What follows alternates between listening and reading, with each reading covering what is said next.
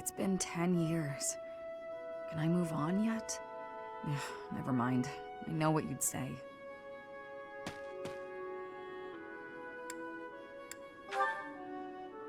In a sense, someone who's long since passed. Another mercenary I fought alongside. They were killed 10 years ago when Dagda was in conflict with the Empire. It's all I can focus on lately. To be honest, I blame you. I'm just teasing. I know it's not your fault. You just remind me of him. You give off a similar air. It's uncanny. You even have the same inflection, which makes no sense because we only ever spoke Dagdan. I don't know what it is, but you feel the same to me. I guess you just remind me of the past. Please, it's not your fault. It's my fault for getting caught up in memories. Still, you always remember your first love, right? That's enough of that. There are more relevant topics to discuss. Good question. The world is completely open to me. Your next move seems apparent. But who knows where I'll end up. I left Dagda, crossed through Bridget, and came all the way to Fodlan on my own. I think I'll be just fine navigating this world, wherever I decide to go.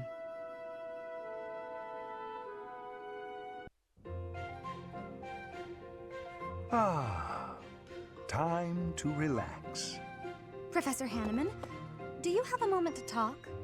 Of course, Miss Dorothea. Whatever is on your mind. I heard you were once a member of the nobility, and you surrendered your title to come here. Indeed, I was a noble once.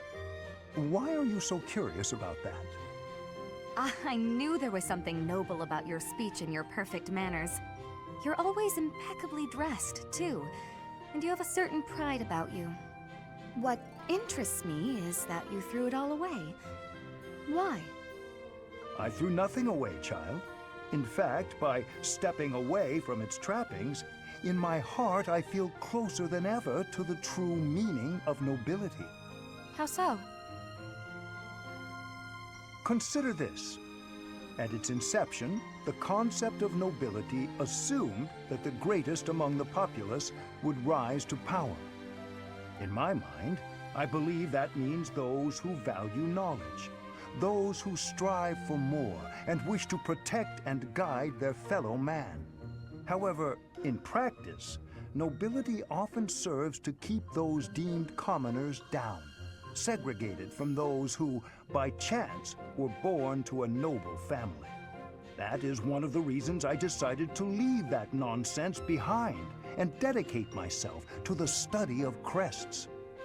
Though I have abandoned my position, in my mind it was to pursue what I consider to be a truly noble pursuit, that of knowledge. I see. Well, you're definitely a noble in that sense of the word. To pursue such admirable ideas without regard for your social position. How wonderful. Pardon? Oh, it's nothing. I was just very moved by your words. Ah, well, I'm quite pleased to hear you say so. How are you, Catherine? You look well enough. Oh, yes, I'm fine. Never better. That is good. I cannot help but be concerned, given your tendency toward incautious behavior. While boldness can be a virtue, I do hope you will bear in mind that recklessness is not. A moment's negligence can lead to a mortal wound for even the most skilled fighter. You worry too much. If they saw me in action, the wounds themselves would cower. That is precisely the attitude that worries me, especially given your history. You have been gravely injured before, as you no doubt recall. Me? Gravely injured? When did that happen? You mean you have forgotten? It was during your days as a student at the Officers' Academy. There was an excursion, a monster hunt. You charged ahead and left your fellow students behind. You ended up alone and surrounded. You almost died. Do you truly not remember? Are you sure? All I remember is cutting down monsters left and right. That is true enough, but you nearly bled to death in the aftermath. The Archbishop was so concerned for your life that she tended your wounds personally. Oh, that was when that happened. Finally! It all fits together. Lady Rhea looking after me. Now that I remember clearly. That was the first time she ever spoke to me. I was lying on the ground, caked in mud, and she gently picked me up, even stroked my hair. The emotions were so overpowering that they must have just cleared away my memory of the whole incident. So it was during the monster hunt. Thanks, Seteth. That's been bothering me for ages. That is not quite why I brought it up. Come to think of it, Lady Rhea hasn't healed me since then. We've got to find Lady Rhea, and then maybe someday she'll honor me like that again. Hello, Professor Manuella. I wish you to know that I have heard ever so much about your talents. Whatever are you talking about, Flayn? Singing! Why, you are wonderfully skilled at it, are you not? Why, I have even overheard people saying your voice is akin to the singing of a goddess. It makes me happy to hear. But who told you that? Oh, the students are always speaking of it, which got me to thinking, I may be the only person in all of the Academy who's never heard your beautiful voice in song. So, I was wondering, Manuella, might you sing a little something for me? Your request is touching, but I can't perform on such short notice. My voice is an instrument and requires proper gentle care. However, the stories are true. I was once the leader of the Middle Franc troop, but that was a long time ago. Middle Franc? What do those words mean precisely? You've never heard of the Middle Franc troop? Before the war, it was the single most popular opera company in the imperial capital. I used to sing on stage with them. I was the star, in fact. Oh, wow. In all of Enbar? They must not have been around when I was living there. You used to live in Enbar? Indeed. Although I was quite a bit younger at the time. It is where I was born, as a matter of fact. Oh, well, you must have been too young to hear about us. Yes, that could be. And what precisely is the function of an opera troupe? You don't know what an opera troupe is? Well, it's a group of performers like myself who act out stories on stage in front of a big audience. Stories with lots of singing. I understand now. I certainly have experience in the fine art of storytelling. There is often singing as a part of story time for the children at the monastery. That is darling, Flayn. But I'm not sure it's quite the same thing as an opera. You see, operas are performed in grand theaters with orchestral accompaniment. Everyone attending wears their finest. It is a very special occasion. Theaters, they're called? You mean to say that there are buildings exclusively used for telling stories? You've never even heard of a theater? You're an intelligent girl, Flayn, and the world is full of wonders. You have a lot left to discover.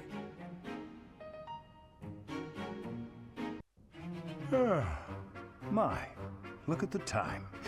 I really should retire for the evening. Professor!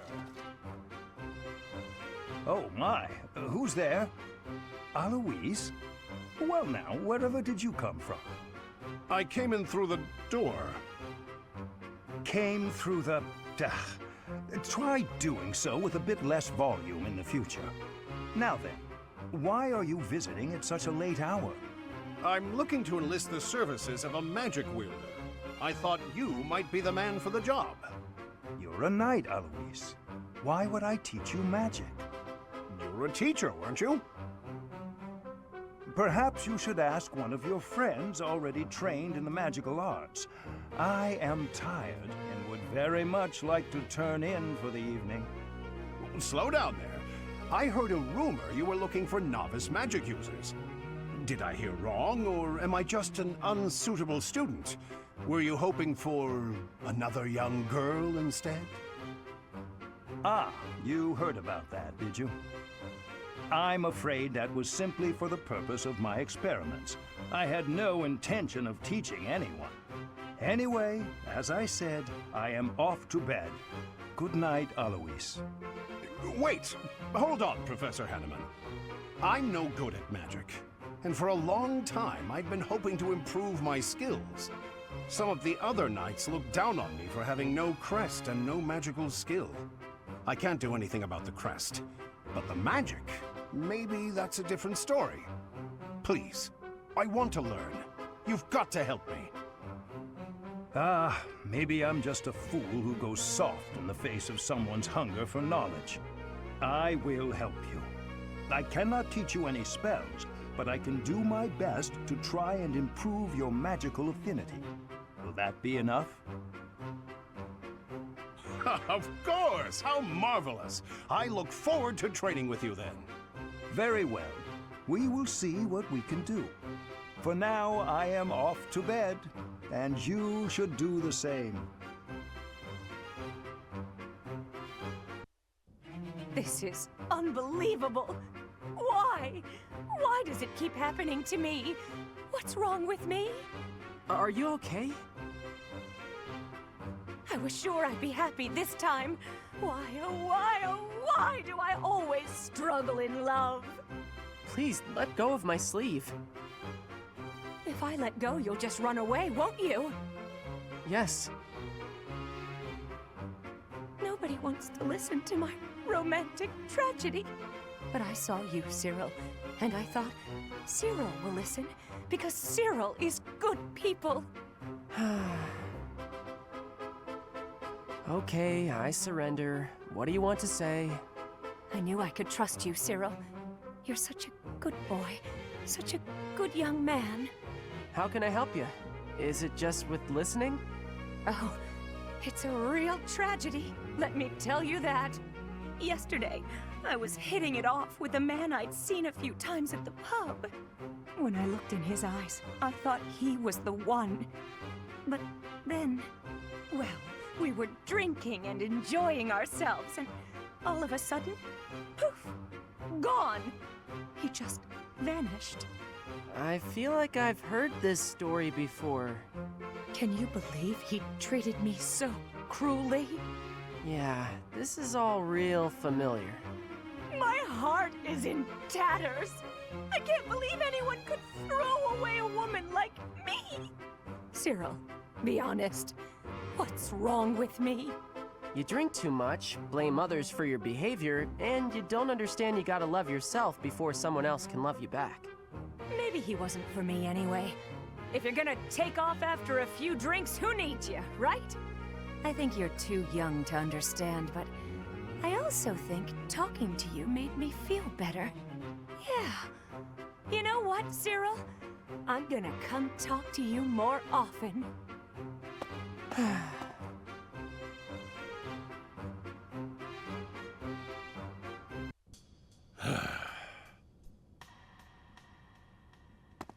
Ah, there you are. Hello. Oh, yes. Apologies. I'm struggling with some unpleasant thoughts. Since the war began, I've ended so many lives. You and your students got your hands dirty as well. Nobody forced you all to join the fight, of course. You did so of your own volition. Still, there must be something very wrong with the world for it to make children into killers. That's true enough. We've all gotten older. Ah, listen to me. I'm sorry for being so glum.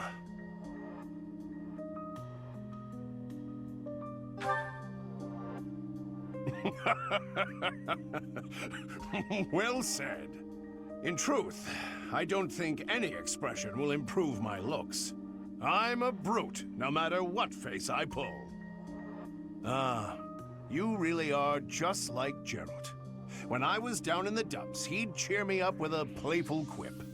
He gave me his library of jokes, but when I tell one of them, nobody laughs at the punchline. They laugh at me. You, on the other hand, well, you inherited the old man's comic talents. I'm feeling pretty perky now, all thanks to you. I can't stop this war by feeling gloomy about it. Onward, to a brighter future. To tell you the truth, that was another line I picked up from Geralt. He taught me everything about life. He was more important to me than anyone in the world. Apart from you, perhaps.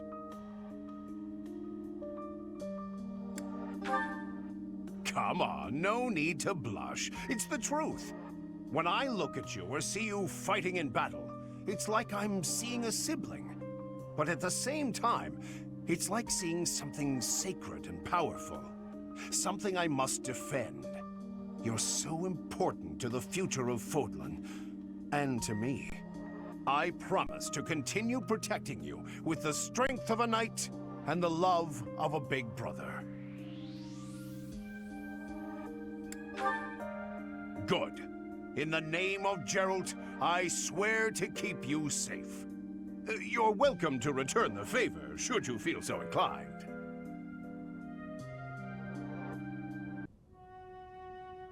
Reading anything interesting? Oh, good day, Linhardt.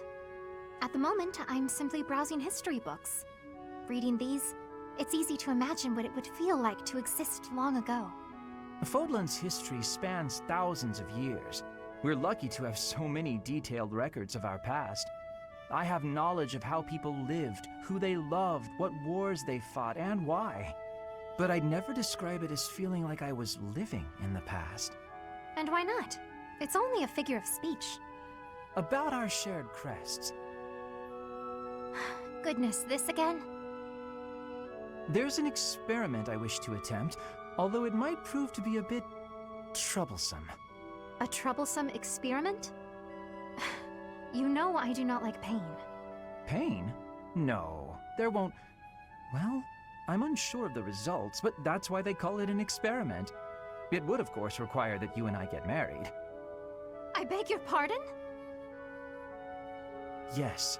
If bearers of major and minor Sethlene crests reproduce, what crest would the offspring possess, if any? I must know, and thought the question might pique your interest as well. Are you actually speaking about a hypothetical future with me? Involving... children? Yes. Such parentage has never been documented. A whole new field of research awaits. It would be a worthy experiment, and we'd need only 5 or so children for a good sample size. Do you mind going back to what you mentioned earlier? Pardon? Which part? The part about marrying and having children! I've always believed, rather firmly, that marriage is something between two people who love one another. I like you well enough to advance a field of study to previously unknown heights. How do you feel? This is the first I've heard of such a thing from you. Do you imagine I've spent all this time talking to you because I was bored? Anyway, I'm pretty worn out now, so let's continue this conversation another time, yes? Does conversing with me tire you out so much? Talking to anybody tires me out. Thinking, putting thoughts into words, opening my mouth, all tiring. Do give some thought to my proposal. Think of how far we could advance crest research, you and I. Experimental marriage and children? He likes me? I don't understand. I don't understand at all. Catherine, Thunderbrand, I'm here to see it. Well, that came out of the blue. I wish for you to show me Thunderbrand so I may better understand the relic before I attempt to use it. You want to use Thunderbrand. Is this a joke? By no means. My research demands this next step. Have you paid any attention to your training? If you use a hero's relic that doesn't match your crest, you'll become a demonic beast. I am well aware of what became of Miquelon Gautier. It is true that those lacking a crest are easily turned into demonic beasts when attempting to use any relic. However, research indicates that if you have a crest, even if the relic is not compatible, it's less likely that you will be transformed against your will. Less likely doesn't mean impossible. I won't let you take such a dangerous gamble. There's no recorded example of a transformation occurring after a single use of a relic. One attempt is barely a gamble. So, as a man of science, let me use it just once. Nope, never.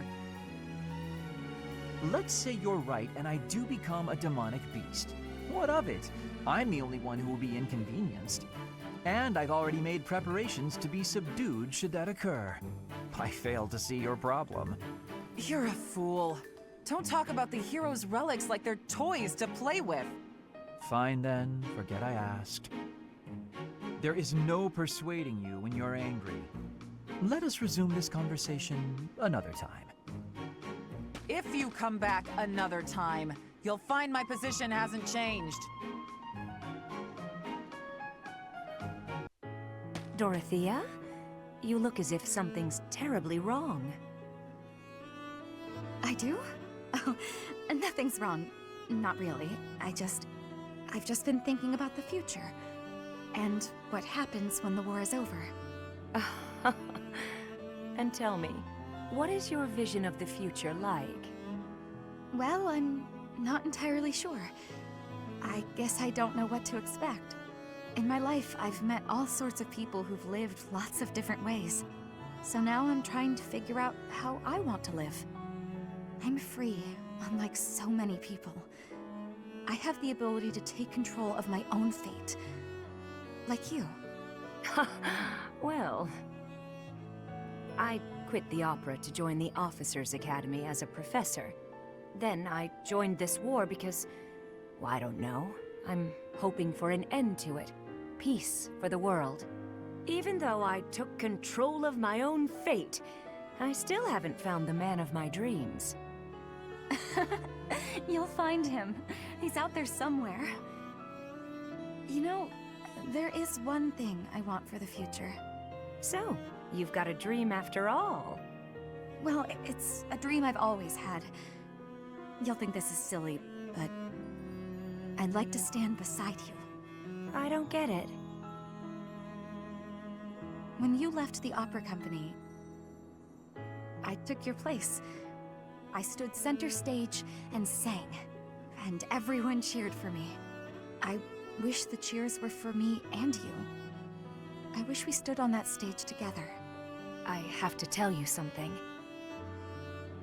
The first time I saw you on stage, I felt you were the one I wanted to hear sing. I already had plans to leave the opera company, but when I met you, I knew I couldn't leave until I saw you take your rightful place. You're right, though. It would have been nice to stand beside you on stage, even just once. Maybe we weren't together then, but we're together here, now. And in the future, maybe it won't be so bad if you never find that man of your dreams. What do you mean by that? You and me. I won't find a guy either. We can just be together. I think that'd be pretty nice, don't you? Living together and doing whatever we want. Huh. You know, that could be nice. It'd be like you and me, finally together on stage. The lights shining down, our gowns and jewels sparkling. Just us. Sparkling in the stage lights forever.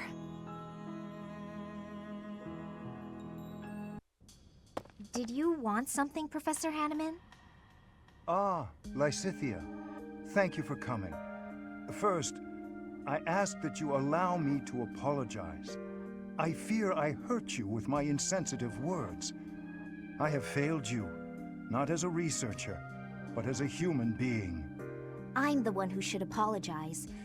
I'm sorry for being rude to you. Anyway, I'll keep going along with your research. I have to be on my way now. Please, Lysithea, a moment more. I did not call you here simply to apologize. I told you once that you were an exquisite subject for my crest research. Why? Because there are no records of any other person ever having borne 2 crests. Correct. We cannot say anything for certain about the makeup of your body.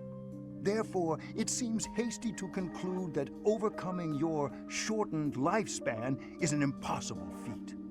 What is it you're implying? Lysithea, what is my field of study? Crestology, of course.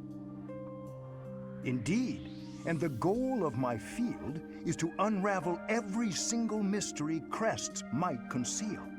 Someday, I even hope to devise a means to bestow a crest upon any who desires one. Why would you want to do such a thing?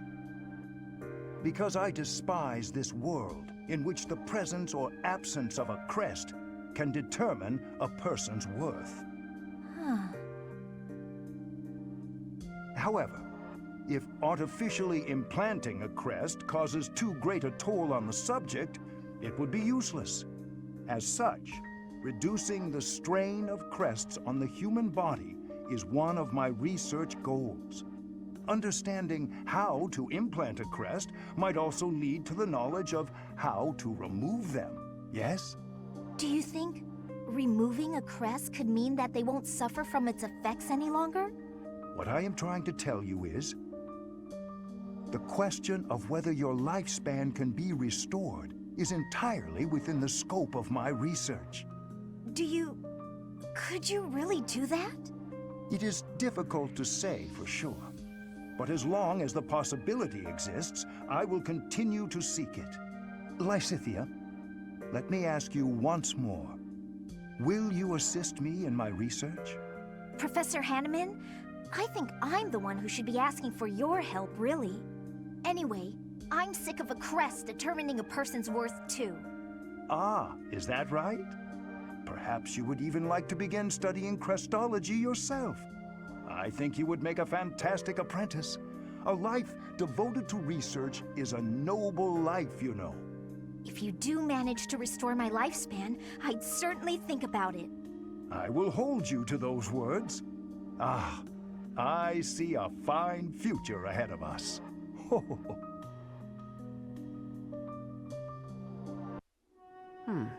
This one ought to do. What are you doing, Cyril? I'm picking out logs to carry back and chop into firewood. You can't expect to carry all these by yourself. Let me help. No, I got it. I don't want you getting hurt. Logs are heavy sometimes. I'm well aware. You should accept the help being offered. I'm older and wiser. I know best. Lysithea, you seem a bit shaky. You okay? Yep, totally fine. I'm just kind of losing my grip on this log. Ah! Well, that wasn't much help as it turned out. I didn't realize they'd be that heavy. I couldn't even walk in a straight line. I told ya, logs are heavy sometimes. It's hard work if you're not used to it. I feel foolish. Well, if you've learned your lesson, I'm gonna go carry the other logs. Hang on. Shouldn't you rest for a bit? Wood still needs chopping. I got a bunch of other stuff needs doing before sundown, too. In that case, let me help you carry the chopped wood. You know how rough firewood is? You'll get splinters if you carry it with your soft hands. You can't be serious. You're just not cut out for this kind of work. Look at your hands. They're like a princess's. No point in you learning to chop wood, is there? You don't need to know how to do that stuff. You and me live in different worlds. There's no point lowering yourself down into mine. Our worlds aren't so different. We're together right now, aren't we?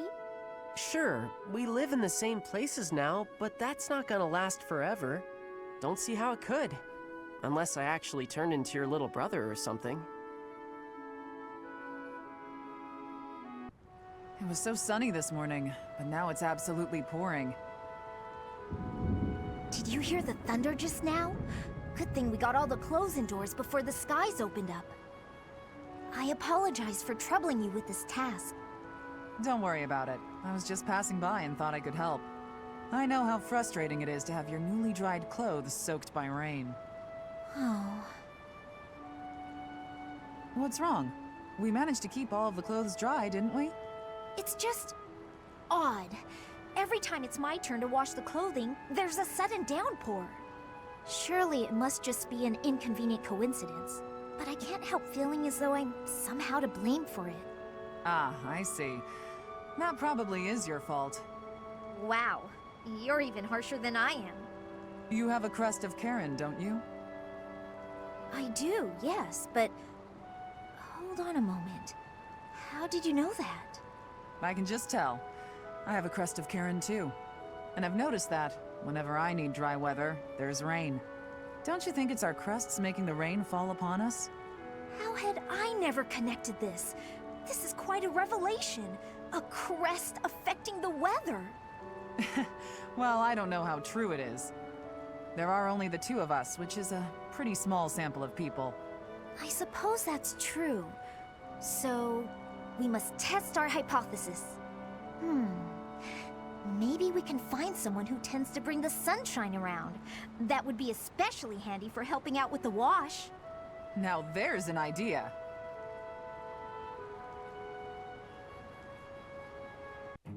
Alois, I was hoping you could tell me some more stories about Captain Gerald. You'd like to hear about Gerald's adventures? You seem quite taken with these stories, Leonie. Can't hurt, can it? All our work for the day is done. So remind me, how did you meet him?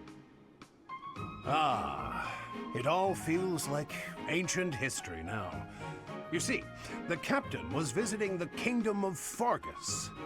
Uh-huh. Go on. His previous squire had died from a ghastly plague.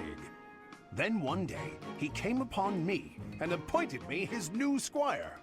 At that age, you must have had some real talent and courage to stand out as a future knight. Oh, no, it wasn't that. I was just an orphan boy living in the monastery. I was a timid little thing. Really? He didn't choose you for your bravery? What made him choose you then? My face looked like the dead boys. What? That's it? Well, I asked the captain, and that was the only answer he gave me. Ha! Abrasive to the last. That's Captain Gerald for you. Yes. In those early days, I would sometimes wonder whether he was right in the head. When I saw him on the battlefield, though, those concerns were laid to rest. Anyway, I think I hear your professor has been looking for you. You'd better scram. Oh no, you're right. I'd better go.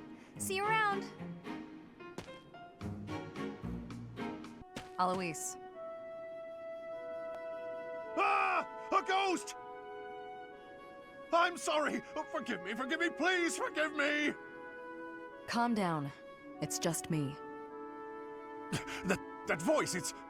Shamir? Ah! It's Shamir. Whew, you frightened me.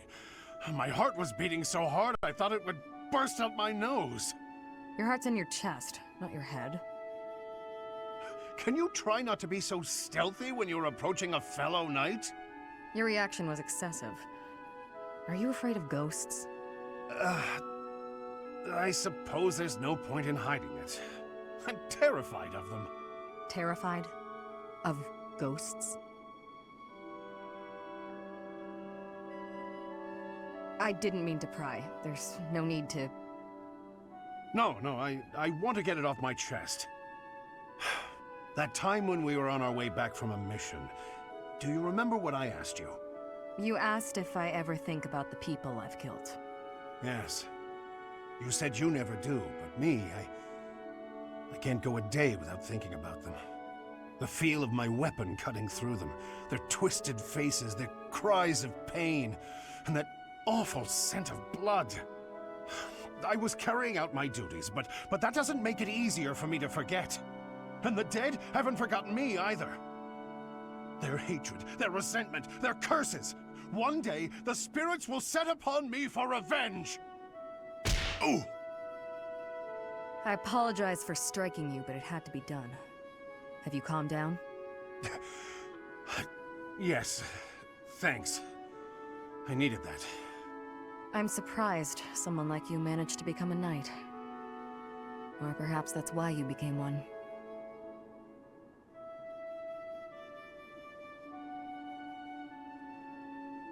Oh, this is pointless! My head's about to split in two! Wow, Balthus, what's with you, friend? Never seen you so deep in thought. Next thing I know, snow will be dumping out of the sky here in Abyss. Shut your trap! I'm driving myself crazy over here.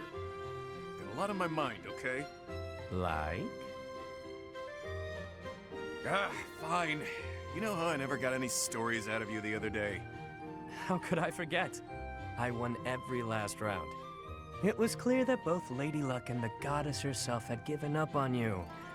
Your powers of deliberation weren't any help either. You caught me off my stride, got it? But it was clear I'd never win a story from you, so I went digging. Uh-huh. I was especially curious about that crest of yours, so I went rifling around for a lead. I got to thinking. You must have time on your hands if you're spending it thinking. Well, let's hear it. There's a story they tell where my mom grew up. Long ago, the village got in a squabble with some folks looking to conquer the place. A village elder gave some holy red stuff to their wounded soldiers. Some kind of liquid, who knows? After she did that, some of them made a complete recovery, against all odds. The rest of them were changed, but not for the better. They up and vanished before long. And then? Crests suddenly manifested for the ones who survived. They weren't inherited or gifted by the goddess. It's a real thinker, yeah? A real thinker. Near death but survived, despite all odds. Wait, the elder whom my mom saved. Could he have used something similar?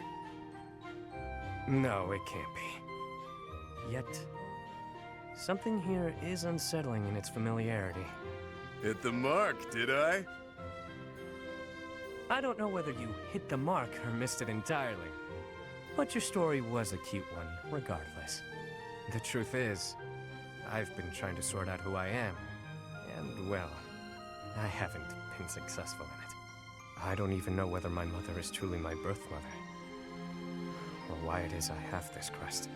At this point, I have nothing but speculations. Maybe I'll sink into my grave without ever knowing the truth. Lots of things in life don't have an answer. Just pick the story you like best and run with it. That's better than finding out a truth you can't live with. You can really mess your head up like that. Damn it, you're right. To think that something so trivial could bother someone like me. Look who's a quick learner. Thinking too much will sap your energy, pal. I avoid it whenever possible. In fact, it's been ages since I last thought so deeply. My head is really hurting now. But if that old legend is true, what was that holy red stuff? What happened to the vanished soldiers? Once I start thinking about all that, I keep going round and round in my head. And then it's dawn. And then it's nightfall. And then it's dawn again. And... Hey, Balthus? Let me at him! Oh. Not a fight then. That's what I get for overusing the old noggin. You damn fool.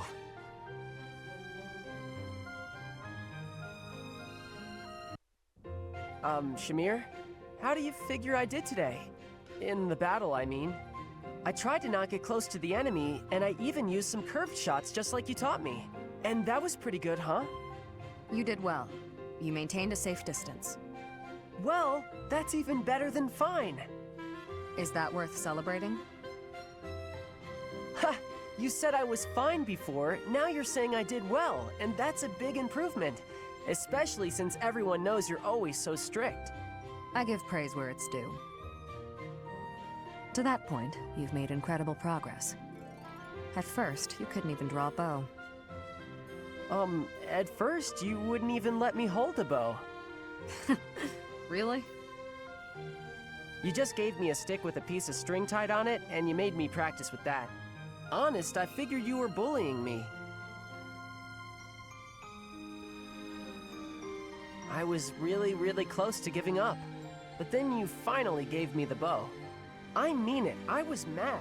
I'd done all the stuff you told me to, and I knew the way I was supposed to stand, and I could pull the string just so, but... Maybe I was testing you. Seeing if you'd give up. You're the one who insisted that I teach you archery.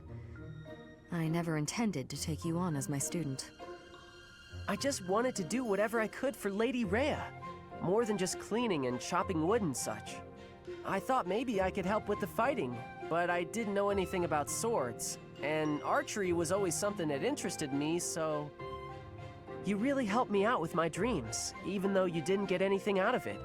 And that's really nice of you. I gain nothing personally, but the whole army benefits if you're skilled. And those of us from outside of Fodlan should support one another, right? But it's always been you helping me. I'm gonna keep working real hard with that bow so I can help you back. Professor Hanneman, do you have a moment? Linhardt, of course. Last time we talked, you mentioned the importance of having goals. I gave it some thought, and in the end, I couldn't find one. Well, no need to panic. Sometimes a goal can reveal itself to you without warning. What's your goal, if you don't mind me asking? Oh, mine? I want to create a world where everyone can access the power of crests, where no one has to suffer from having or not having that power. Huh, that's a pretty big dream. But then wouldn't you end up studying everyone? In that world, you'd be killing yourself trying to do research on every person alive. Ah, you may be right. But at least then, we wouldn't be the only ones taking such pains. The more people who have crests, the more people who will do research. And with more students, the research will progress far faster than it is today. That also means there would be less of the back and forth you don't have the energy for, which should make you happy. Maybe so. Does that still do nothing to pique your interest? To be brutally honest, it would be way less exhausting, but less satisfying as well. That's like fishing at a market. So you at least understand that much. That is why I do research. If someone's going to see results someday, then I want it to be me. That's a thought that keeps me moving forward, even when it is difficult to do so. That sounds like enthusiasm. That's not something I have. But if we work together, I wonder if it would spark that enthusiasm. Are you saying you would agree to study crests with your old professor? In the end, I think it would probably be more interesting than fishing alone. I don't even have anyone to show any big fish I catch. Oh, as it were, I feel very much like someone who's made a catch. But the future shall hold even greater things than that. That's a promise. Oh, hello, Seteth. Hello, Leonie. I imagine you are here to fish? Yeah, this is a great spot for it. You must be a pretty experienced fisherman, huh? Actually, while I have enjoyed the hobby for a long while, I must admit I am less than proficient. Now that you mention it, I can see you're not having much luck today. It is likely because I am not using any bait. Well, that explains it. But why bother fishing at all if you're not even trying to catch something? Truthfully, I fish only so that I might relax. It is soothing to me to cast the line and watch the water ripple. My days are busy, even hectic. It helps to find peace and quiet every so often. Oh, that makes sense. Still, if you're going to go to all the trouble, you may as well actually bait the line. Maybe so. But, to my chagrin, I do not even know what type of bait to use. I learned to fish by accompanying my wife. She was always the one to bait the hooks. She would hand me the rod and I would cast my line. I never paid attention to how the rest was done. Ah, and your wife, where is she now? She passed away quite some time ago. Since then, I have only to fish on my own. Even so, I find peace out here. Bait or no bait. What about you? Why do you fish? Me? Just for the fish, actually. For me, it's purely practical. Catch a bite now, one less meal to worry about later. Hunting, fishing, whatever it takes to get by. That's how I've always done it. I'm not exactly starving right now, but back then, if I couldn't catch something, I'd go hungry. So getting the hang of it was pretty vital. I would certainly say so. I imagine it is intensely satisfying to catch a fish when the need is so great. Probably, yeah. The need makes it more purposeful. But hey, if you ever want to try fishing for real, I'd be happy to share my bait with you. And if you catch something, I'll cook it up nicely for you. How's that for motivation? Oh, are you a skilled chef also? Can't promise it'll be fancy, but it'll taste good. Impressive. Wouldn't you know it, I am suddenly overcome with the urge to excel. Great! Let's get started.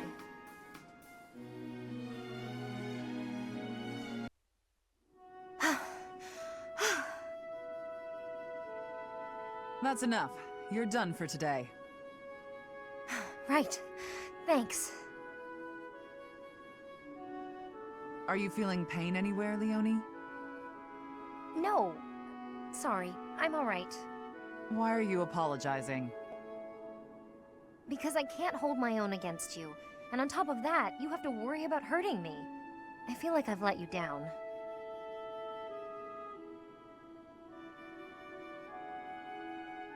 Do you know what I meant when I said, you're done for today? Probably that I was about to keel over. No, it wasn't about your physical strength. I could tell that you didn't have the will to keep fighting. I've got plenty of will.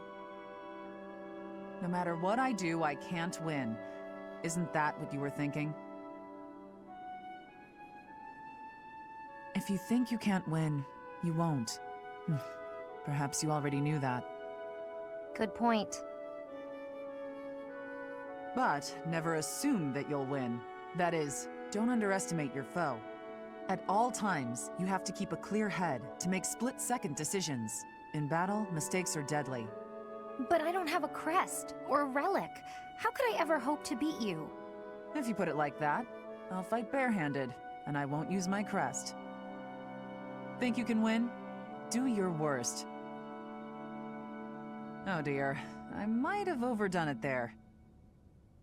But I believe in her. I would be doing her a disservice if I pulled any punches. It's Leonie after all. She'll be back on her feet and charging at me before I know it. Hey, Alois. Tell me another story about Captain Gerald, will you? I've told you so many. I don't have an endless supply, you know. There is one that comes to mind, however. That time the captain nearly killed me. What? What did you do? Now, it wasn't that I had done anything wrong. That wouldn't be much of a story, would it? No. We were at an inn making merry. Suddenly, the other guests began to gather around the captain. They wanted him to put on a show to entertain them with his skills. Oh, I get it. They figured his aim would be great even while drunk. That's right. He had a hatchet, and they asked him to hit targets with it. A hatchet, huh? I guess a dagger would be too easy. Indeed, indeed. Then the captain tells me, put this apple on your head and stand over there. Ah, so he could knock it right off, huh? That was the idea, but the hatchet fell short of my head, nearly striking me square in the chest. If I hadn't gotten out of the way, that inn would have been my grave. I knew it. That's our captain. So clumsy sometimes. True. Injuries take their toll on a man's dexterity. Oh, so that's why? I just remember him saying his hands were no good for finesse. Well, regardless, a master swordsman, that Captain Gerald. Even with the hatchet, now that I think of it. I never saw him miss in the training yard. Really? Seems unlike him to miss that apple, then. Yes, that just dawned on me. Throwing that hatchet, he shouldn't have missed so badly. But do you think maybe he was secretly angry with you? I'm not sure. What if the captain was, in fact, trying to kill me? Ha! No way. He must have known you would dodge the throw in time. Horsing around at the inn, deadly serious on the battlefield.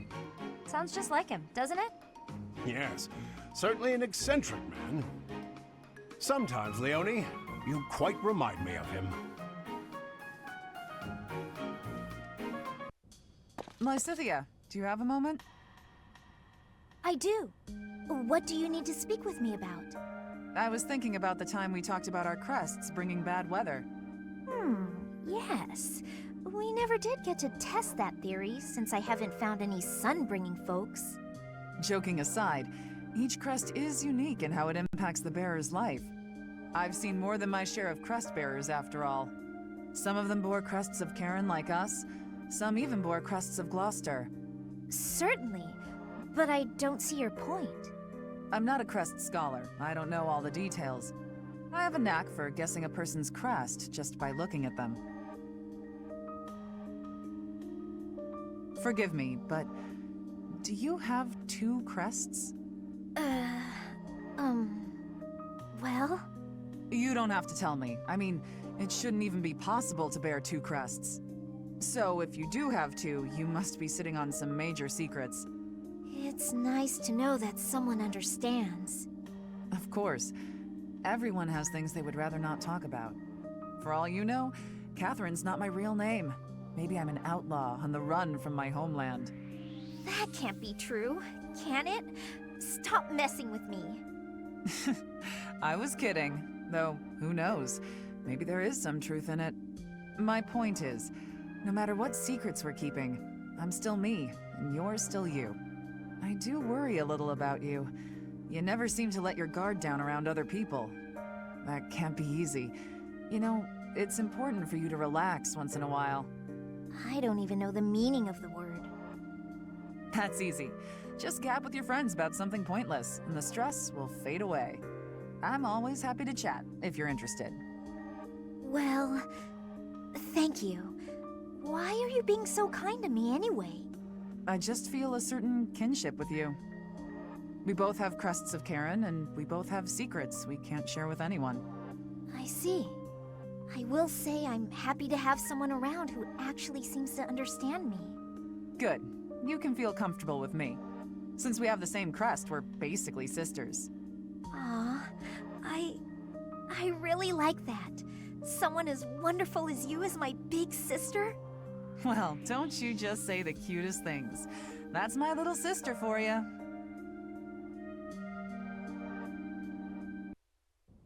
Hello, Cyril. On a break? Just figuring out what needs doing next. Why?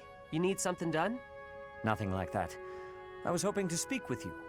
You want to talk? Yes. You told me that you are happy so long as you can continue to work for the Archbishop. Have you considered that there might be other ways to find happiness? Nope. Repaying my debt to Lady Rhea is all I want to do. Lady Rhea might not be around right now, but all the stuff I do, it's still for her. What will you do once your debt is repaid? I can never repay her. You are possessed of a rare and admirable devotion. I too owe the Archbishop a debt, but repaying her is only one of the reasons I am here. What you mean, one of the reasons you're here? I mean that I have other motivations aside from that. If those motivations required me to be elsewhere, then I would be elsewhere. Motivations? Yes. I am fortunate enough to share common cause with the Archbishop. Thus, I am able to remain. Don't be mistaken. It is admirable to repay one's debts, but that alone should not define a person. While it is good to make peace with the past, it is also essential to look ahead to the future. What kind of future do you see for yourself? What can you do to work toward it? I would like you to think about what might make your future brighter. I don't know if I understand you right. See, when Lady Rhea took me in, it was the first time I ever thought maybe I had a purpose. And I don't know what else I could wish for than that, you know? I do not mean to trouble you. It's just that I cannot help but notice the way you squander your potential. It's as though you avert your gaze from it on purpose. Keep what I've said in the back of your mind, at least. You have plenty of time. Okay, Seteth.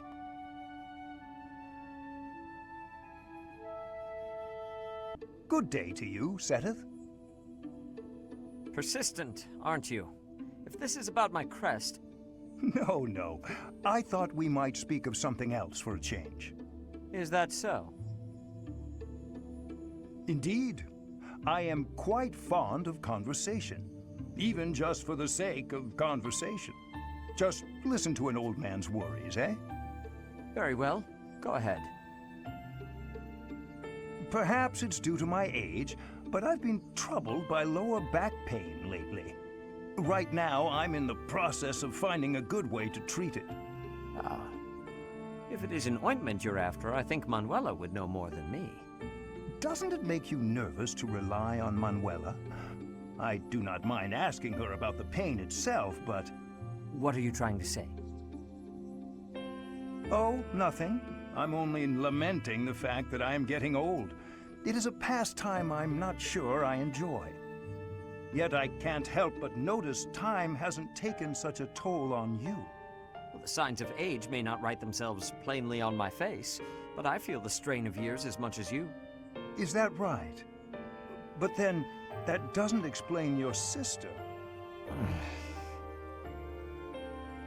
Your sister, Flayn, was born around the time I came to the monastery from the Empire, yes? In all that time, I never knew you to pay her a visit or to write her letters. Yet somehow, the two of you seem very close, like a family who has spent years together. Could this not suggest a different interpretation?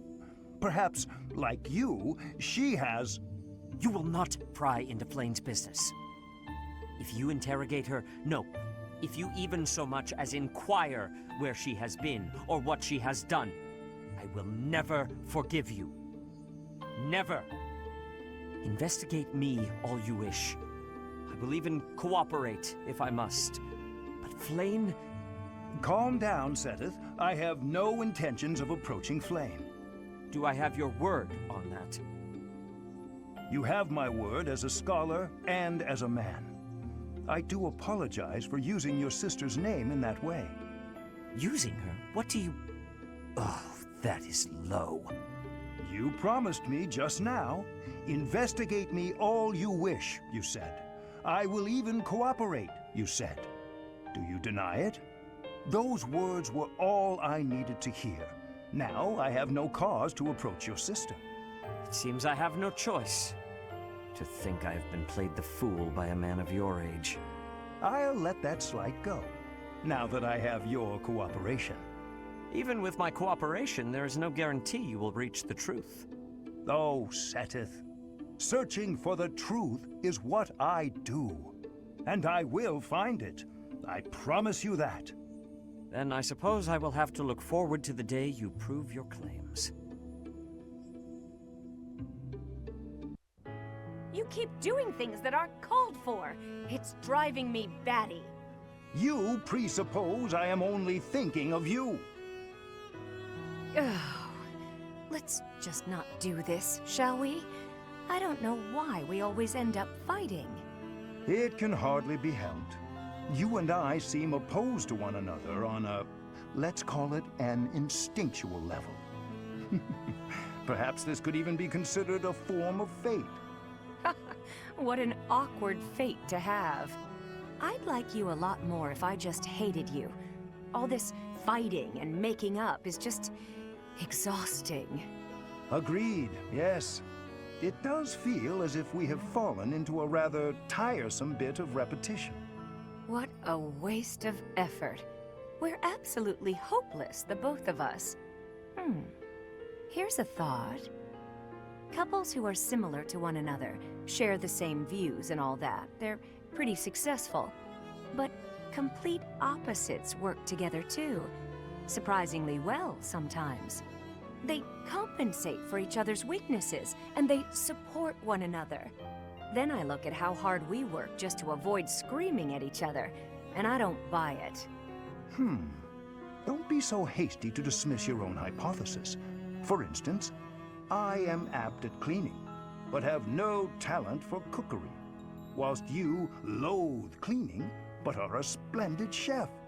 Would it not be an easier life if, Rather than struggle through our weaker areas, we divided the work. Huh. I suppose our differences do have their advantages that way. Indeed. If we combine our abilities, housework would be conquered and dinner rendered delicious. There are other ways we could find to support one another, I would imagine. We might make a better pair than you think. You and I, together. Huh. You might be onto something. You and I could be pretty good together. Wait, why are we talking about this? Are you trying to propose marriage with promises of clean floors? You think I'm that easy of a catch? Honestly. I did no such thing. You were the one who started discussion on the topic in the first place. You were agreeing so this with is me. my fault If you now? have I objections, never said then a let's word hear about them.